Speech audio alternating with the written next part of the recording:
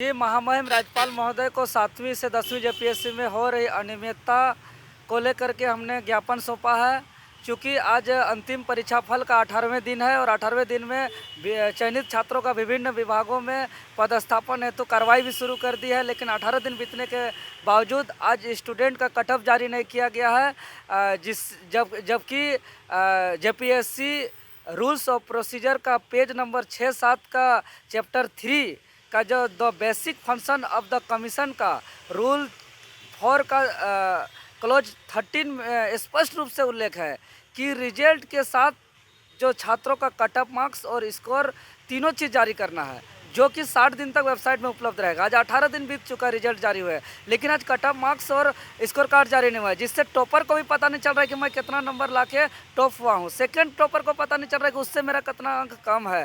Fail वालों को पता नहीं चल पा रहा है कि मेरा कितना अंक लाके मैं फेल हुआ हूँ। मतलब कि इस रिजल्ट से पास अभ्यर्थी, फेल अभ्यर्थी, सफल असफल सभी अभ्यर्थी परेशान हैं। सब कोई मतलब कि सब कुछ अंधकार में रखा गया है। और इतना ही नहीं, और कई ऐसा एक भी नियम का पालन नहीं किया गया है। आपको मैं बता दूं कि संविधान के अनुच्छेद 323 के धारा 2 के अनुरूप जो आयोग को महामहिम राज्यपाल महोदय को जो वार्षिक प्रतिवेदन भेजना पड़ता है, उस प्रतिवेदन का पेज नंबर 13 में स्पष्ट रूप से उल्लेख है कि मुख्य परीक्षा का जो उत्तर पुस्तिका का मूल्यांकन मॉडल आंसर सेट के साथ होना चाहिए। लेकिन मॉडल आंसर सेट के बिना ही हमको लगता है संभवतः ये कॉपी जांच कर दिए हैं। तभी तो 4500 छात्रों का, एक छात्र का 6 पेपर, एक पेपर में 36 पेज, इस प्रकार 9,72,000 पेज मात्र 18 दिन में जांच दिए हैं। आखिर कैसे फिजिक्स का शिक्षक केमिस्ट्री बायोलॉजी की कॉपी जांच कर दिए, बायोलॉजी का शिक्षक जो है कि फिजिक्स केमिस्ट्री का कॉपी जांच कर दिए, हिस्ट्री का शिक्षक जो है कि ज्योग्राफी का कॉपी आखिर कैसे जाँच कर दिए?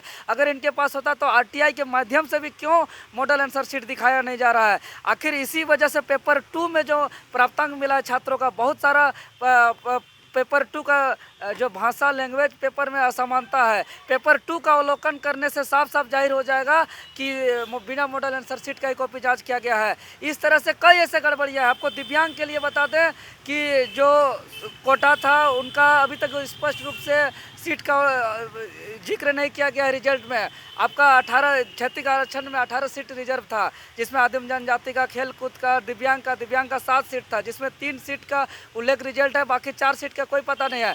जबकि झारखंड सरकार का कार्मिक, प्रशासनिक तथा राजभाषा सुधार का पेज नंबर 5 में स्पष्ट रूप से उल्लेख है कि अगर इस वर्ष अगर सुनियोजित छात्र नहीं मिलते हैं तो अगले वर्ष के लिए उसका सीट सुरक्षित रखा जाएगा। लेकिन यहाँ पे उसका भी पालन नहीं किया गया है और सीट का अता पता नहीं, सब चीज़ अंधकार है। इस प्रकार से अनेक रूप के, आपको मैं बता दूं कि झारखंड सरकार का प्रकाशित गजट संख्या जो 59 है, उसका रूल नंबर 30 में स्पष्ट रूप से उल्लेख है कि PT का OMR अपलोड करना है, लेकिन अभी तक OMR अपलोड नहीं किया गया है। जबकि आयोग ने यह बात स्वीकार किया कि मेरे पास 49 OMR नहीं था, जिसको PT में पास कर दिया गया था। और वैसे हम लोग का आंदोलन से 57 छात्र बाहर भी हुए थे, लेकिन इतना बड़ा धांधली का आशंका है, उसके बावजूद भी OMR अपलोड नहीं किया जा रहा है। इस तरह से जेपीएससी क्या कहें, ऐसा संस्था हो गया है कि JPSC makes possible every impossible. JPSC में ही संभव है कि एक साथ जो है कि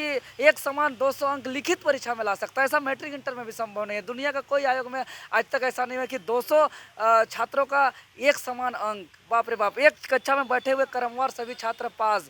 आपका जो है कि बहुत लड़ने के बाद जब PT का कट ऑफ जारी हुआ तो जारी होने के बाद पता चला कि कट ऑफ से कम अंक लाने वाले पास हो गए थे, कट ऑफ से ज़्यादा अंक लाने वाले फेल हो गए थे। इस तरह से इसी डर से जो है कि मुख्य परीक्षा, अंतिम परीक्षा फल में भी कट ऑफ जारी नहीं किया गया, रिवाइज रिजल्ट में भी कट ऑफ जारी नहीं किया गया, आपका मुख्य परीक्षा में भी कट ऑफ जारी नहीं किया जा रहा है। इतना बड़ा धांधली राज्य की सबसे बड़ी संस्था पे। इसीलिए मैं तमाम गलती जो अनियमितता है इसको लेकर के एक एक बिंदु पर राज्यपाल महोदय को अपना प्रतिवेदन समर्पित किया हूं। और मुझे भरोसा है राज्यपाल महामहिम महोदय से कि छात्रों को, झारखंड के छात्रों को न्याय मिलेगा और जो ईमानदार छात्र, मेहनती छात्र हैं, जो डिजर्विंग कैंडिडेट है, उसका सिलेक्शन होगा और राज्य का भला होगा इससे।